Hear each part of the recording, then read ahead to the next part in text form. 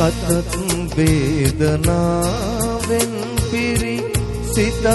සෝදුකින් බරවී තෙනෙත් අද නොවී තිබුණත්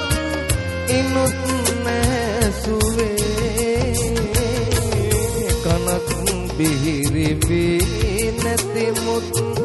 අමුත්තක් වෙලා නැහැ කිසි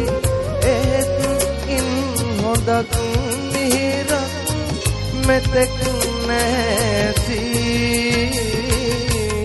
මෙතෙක් නැති මෙතෙක් නැති සොවින් පිරි මගේ හදවත තුලින් මතු වෙවි පිටවන හැඟුම් කැටි ගැසී ගිනදී සිතට වේදනා